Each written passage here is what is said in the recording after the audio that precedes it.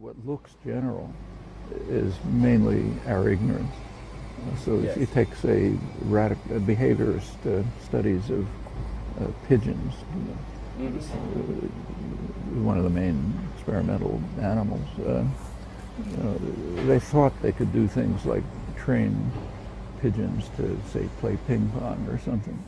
But when these were analyzed more closely, what it was discovered was they're actually taking the instinctive behavior of pigeons. Pigeons peck. That's something they do instinctively. And you can slightly modify their pecking behavior so it looks to you like they're playing ping pong. Yes. The pigeon just thinks it's pecking, And in fact, if you look even more closely, it turns out that what's considered pecking is actually at least two totally different systems. One is pecking and one is swallowing water. They look the same, but from the pigeon's point of view, they're totally different. Yes. And you have to distinguish these from each other. And in fact, the whole behavior system just totally collapsed, just from internal inquiry into the nature of actual behavior. Incidentally, when I say it collapsed, I don't mean it disappeared. So it's still very widely believed in cognitive sciences and among the general public and so on. In fact, it's even taught in universities. Shouldn't be, but is. Would you say that the various and very famous ape language experiments are the same, like the pigeons playing ping pong, or similar? Ape language experiments are an interesting illustration of the pathology of human inquiry.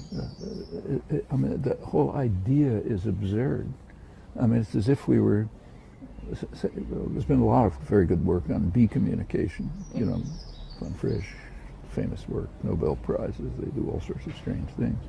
You could train graduate students to do something like the waggle dance of bees, and they do a pretty good job. They wave their arms around and run over there.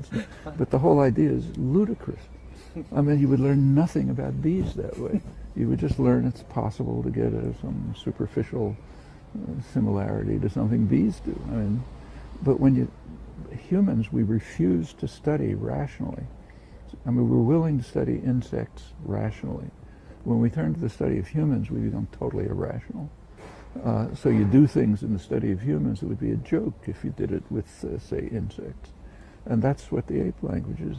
I mean, you're sort of training these poor animals to do something which very superficial, which they can't do, Yes. So they can kind of mimic a few simple things. As I say, graduate students could do much better mimicking bee communication, but it's all a joke, and of course it gets nowhere. But even if it did get somewhere, it would be meaningless because you're trying to train them to do something they can't do. If they could do it, then my granddaughter's chimpanzee pet, she would be doing it. You just get the same data. Why don't they do the same thing? But so it's all basically a joke. I mean, it's taken seriously. It's written up in the science journals and so on. But that's a reflection of human irrationality. It has nothing to do with the sciences. A lot of the same is true of a lot of the work in computer science, trying to what's called artificial intelligence, which actually one smart biologist once called natural stupidity. It's an effort to try to get automata to do things that look human-like, like little robots from Space Wars or whatever. And you can do things. I mean, you can construct an automaton that'll do things that look something like what humans do, but it's utterly meaningless. It emulates it, but it's not the same thing. It's like getting graduate students. Where you get behavior and study behavior again, but not what's You're not finding out what's going on inside. And the point is we understand that perfectly well when it's any non-human organism we're talking about. So to get humans to act like, say, apes or dogs or bees, people would regard as ridiculous correctly, because who cares, and same with automata that act like dogs, let's say.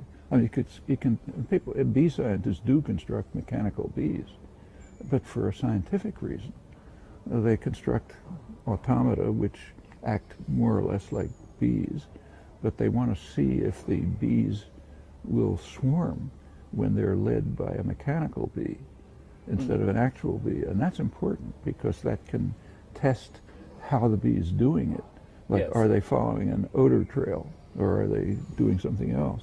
Well, okay, you can test that by constructing a mechanical So that's bee. once again the question, what is the real research interest? Do you study the organism or do you study something that's Yeah, some going kind on? of- yeah, and in the sciences, back to the Babylonians, you don't just study data.